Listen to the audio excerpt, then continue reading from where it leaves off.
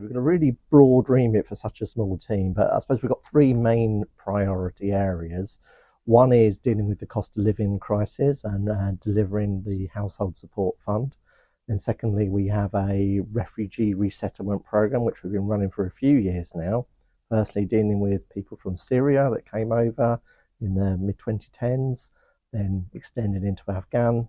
And now, of course, we're dealing with the Homes for Ukraine. So helping people from war-torn countries come to the UK, resettle and integrate.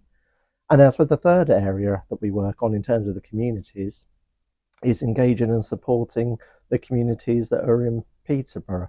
So how do we work with them? How do we understand what their issues are? How do we break down barriers, myth bust, and link them into the services so they can live a full life? Tell us a few of them. I mean, you don't need to tell all of them, but some of the ones that you work with, some of the organisations that people will be familiar with. So some of the partners we work with are Red Cross. They do a lot of work for the Afghan community and refugees in general. We have Help, who are a fairly new charity, but they do a lot of work with recently our Ukrainians. And then organisations like Compass, our churches, our mosques, and small groups are just across the city care zone, of course, for our furniture recycling. And we have dozens of community groups that we work with in small groups or large groups right across. Tell us about some of the challenges that you face, but maybe short term and long term as well. So I suppose some of the short term problems are how do you sustain programs that have been set up and can't always rely on government funding to keep them going. So the cost of living is a great one.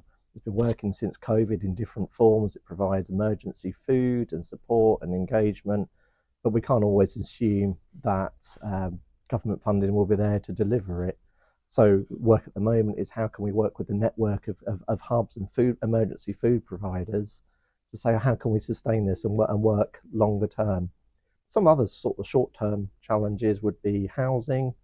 Um, People from different community groups make assumptions about the city council should provide them with housing and feel that it's unfair when they can't. So part of our role is to explain how things work in the council, link them up, help challenge if there has been a decision that maybe isn't quite right, but also do a lot of myth busting. There's a lot of rumours and myths that fly through community groups, which often set hairs running and aren't actually true. So part of our job is just to calm things down, listen to what people have to say, provide some context, and help to settle people and make sure that they understand how systems work and where we can provide that engagement and problem solving for them. It's credit to the city really that this works like this, doesn't it? Absolutely. I mean, an outsider might look at Peterborough and say that the amount you've grown over the last 15, 20 years, the diversity of your communities, we should be a real mess here. We should have a lot of tension and disquiets. But the truth is that doesn't happen. We are a very cohesive city. We have an excellent network of faith providers, of community groups that come together that, yeah, sure, there are always going to be flashpoints, national, international events can unsettle people. Gaza is a really good example of an outside influence that can affect a community, that can unsettle them, that can make people upset, that can drive disharmony between different groups as people don't always agree with national or international governments and policies.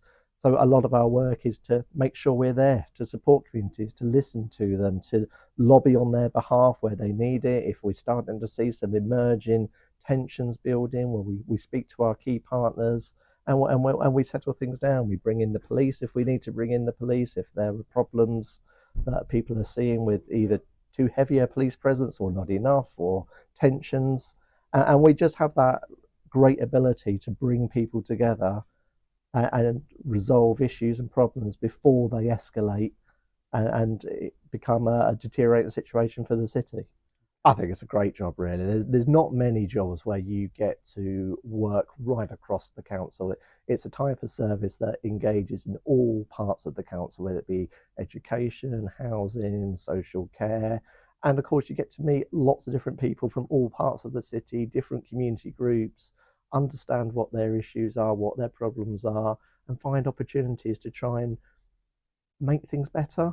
Whether it's all the way that we deliver a service in the council that just doesn't quite work for a community, whether it's a tension that's building between two community groups, which you can just bring them together and resolve, or whether it's finding funding opportunities for community groups so they can deliver the activities they want. I think it's a really rich and varied job. I've got a great team that helps me to deliver it, and the people of Peterborough are amazing in what they do.